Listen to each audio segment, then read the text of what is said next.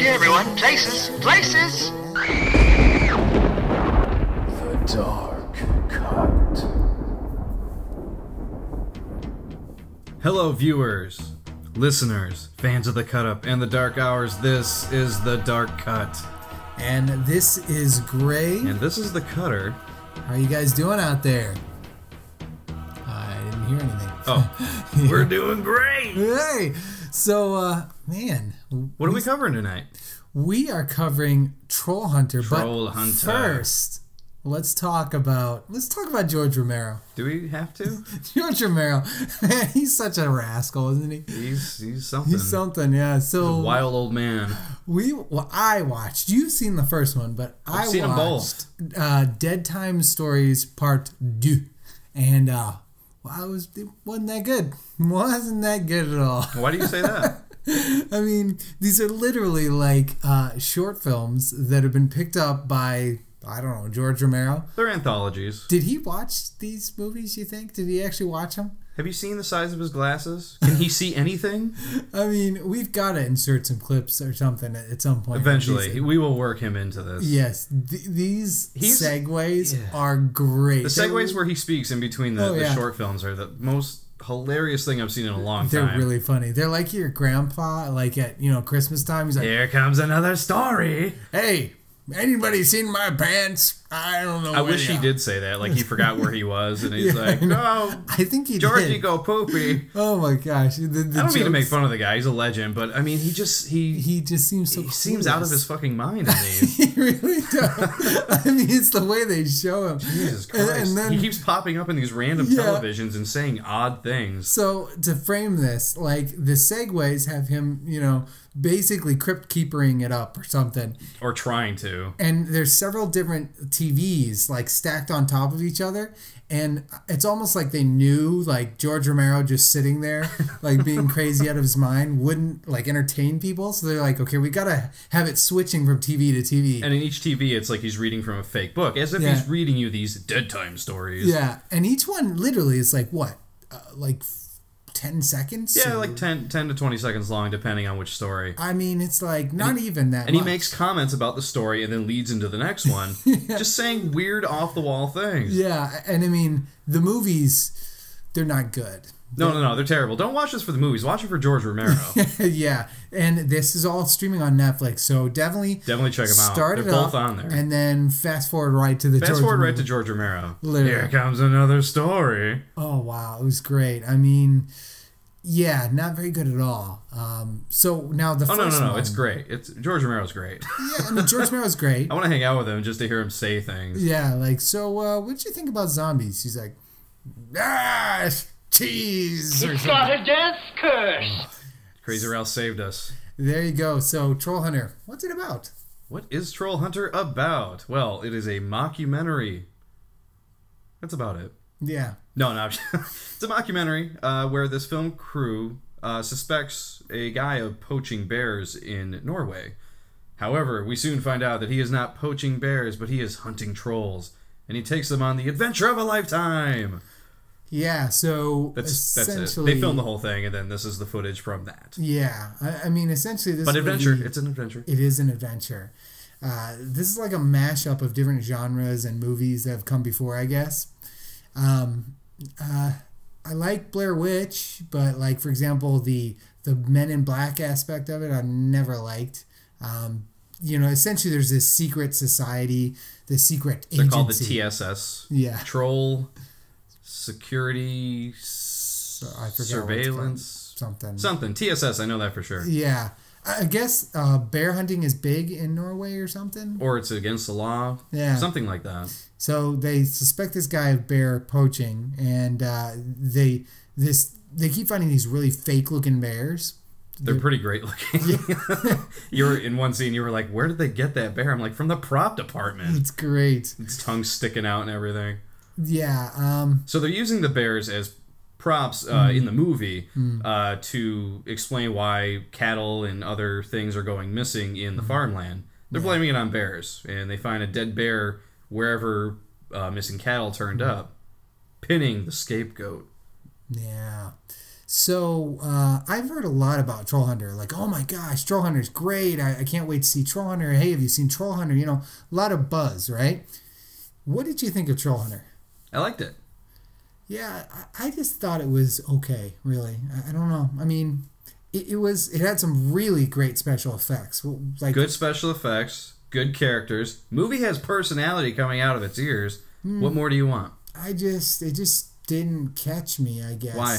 Is it because you were too busy looking on your phone the whole time? No, maybe it was the found footage aspect. I mean, I just for some reason. But you like found footage though, don't you? Not really. I mean, I thought you liked like Blair Witch. And... I can admire when it's done well, and it was done well here. I guess I don't know. I just didn't catch me. There was nothing. We got to pinpoint it. We got to pinpoint it. You thought it was done well, and you like when it's done well. Yeah, there just wasn't anything here that blew me away, I guess. There was a really good tense scene in the very middle of the movie where the characters are in a cave and they're hidden and they're trying to avoid the trolls, and that was done very well. There's a whole herd of them that walks into this cavern that they've gone inspecting into. Mm-hmm. And so this is where I wonder, like, how is our views different than Norway's, or what's, you know, because obviously the bear hunting thing is something that I don't get, but also... Oh, yeah, the translations, you're always going to lose something in that. Yeah. So there's a big Christianity thing here. Like, is this a joke, or is this... Well, I think it has to do with fables. I mean, the trolls probably do not respect... I mean, I'm assuming they might be the creation of the devil or something evil, and they just don't respect, you know, the Bible. Anybody who believes in God or is a Christian... Is a Christian, basically. Can be... It basically is a warning sign, or the trolls can sniff them out. They can sniff them out, yeah. And it's funny, because when they first... They hunt down this guy, this troll hunter guy, and they go, we need to see what's going on, right? And he says, do you either of you believe in God? And they say, no, of course not. And of course one of them ends up believing in God. But one of them ends up being a Christian. Yeah, I mean... And that's what makes the scene in the cavern so tense. And it is very tense and everything. I guess I just... I don't know. Was it too lighthearted? Because the movie was sort of lighthearted. I think maybe that was it. Yeah, the mix of humor and suspense really just didn't get me. Because I personally, I kind of like that it wasn't too heavy. Yeah. And that's... You like that type of thing. Yeah, that's me. I'm not a big fan of it all the time. I mean, if it's done well, or it's very hard balance to get, and here I just didn't really catch it, you know. I thought that we needed more trolls. I thought there were periods where it kind of slowed down and I wanted more troll action. Now, a plus of the movie, I love troll action, by the way. Who doesn't? Yeah. Trollaction.com. What do you think of the lore that they set up in the movie? I really liked it. You get these interviews that they do with the main troll hunter every so often, and he explains more and more about how the trolls act and the way they react to their surroundings, I guess. He shows pictures, like the one time they were in their trailer and he's showing clippings. They have a clipping of a bridge breaking, and he says the reason being is that a troll was hiding under the bridge, and at some point during the night he stood up and poked his head up through the bridge and broke it. Yeah, and so they do that good job of explaining events in the world and explaining this whole society of trolls, which is fine and good. There's a lot of background they go through. Yeah. I mean, I just got bored after a while. I was like, okay, let's see the next troll, you know. So you were more of a show me the action, don't give me any more story type of guy? After a while, I really kind of was. I just didn't catch me that right. And right off the bat, I kind of was turned off by something that to me is kind of played out. The idea that all of this really happened, that this is a real story. Now that would be my only gripe with this movie as well, is that, yeah, they try to play it up like it could be found footage, but throughout the movie, and this is the only thing that I could think of that might take me out of it, was they had a combination of found footage and actual well-filmed footage that you could tell wasn't filmed on a handheld camera.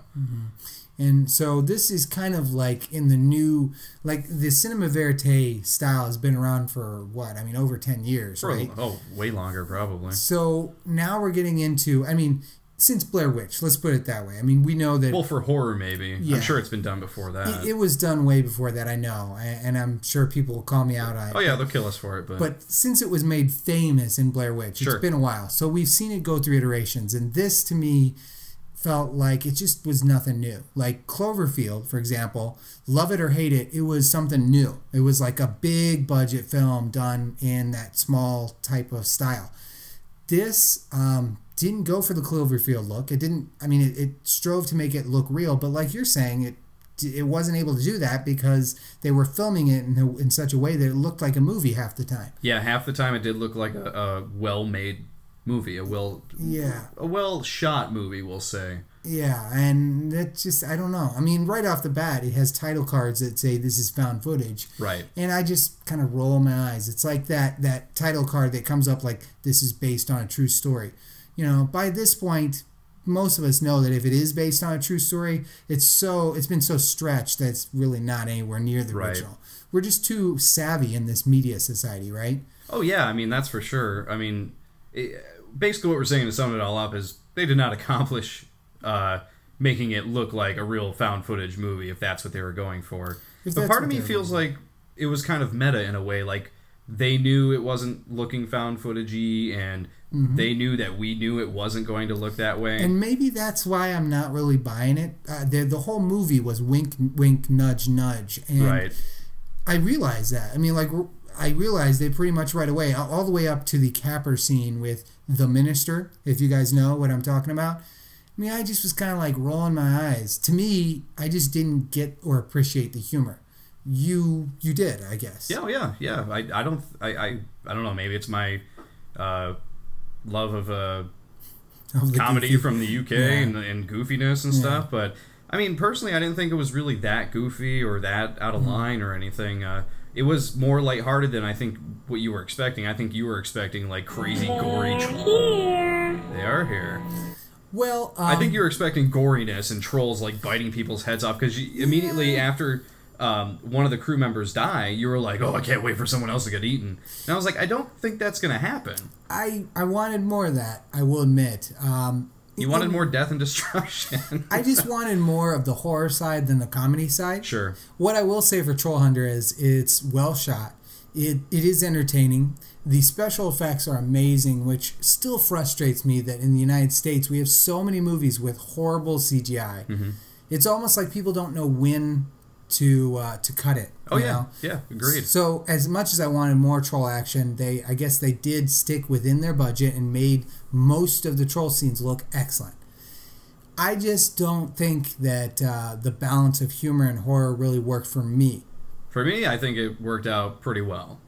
Totally disagree. I loved it. I'm probably going to watch it again at some point.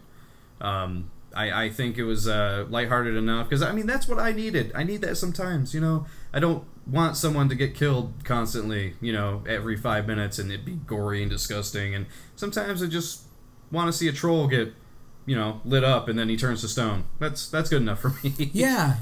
We do have to say that Trollhunter at least injects something fresh in that trolls. I mean, we haven't really heard or talked about trolls ever, I guess. That's true. I can't remember the last time. It brings us to the question again, though. You said there's not enough horror. Is this a horror movie? I don't know. It feels more of like an adventure movie to me. It feels more like a comedy to me, but... and then another question is, where does cinema verite go from here? I mean, at this point, we're getting big budget versions of that type of stuff. Right. I mean, is it played out? I mean, for me, the whole concept of the movie was really played out. Well, you had Blair Witch and you had Cloverfield. I mean, those are the two biggest, and really, they were... Hey, I'll swallow your soul! I'll swallow your soul! I'll swallow your soul! Swallow this. Well, they were done really well. I mean, where do you go from that, even? I don't know. One thing's for sure, this genre is going to keep on coming out until it makes no more money. It's true. So Trollhunter, big festival success and a big success by a lot of people. Not really my type of movie. Iffy from you, and for me, I say check it out. Yeah. So anyway, you can check out The Cutter at thecutup.net and on Twitter at twitter.com/thecutup. What about you, Gray? I can be found at thecutup.net as well. What? Hey, now, if you want to talk about the show or talk about the movie, give us your opinions. You can find me at thedarkhours@mail.com. You can leave a voicemail at 866-362-5588. And I'm on Twitter at thedarkhours. You can friend me at facebook.com/darkhours. And I can be found on Google Plus as Gray Stoner. So check me out and definitely talk to me. The Cutter, you can just comment on his videos or something. Oh, you're done. Yes, I'm done. Great. All right, guys. Talk at you later. See you later.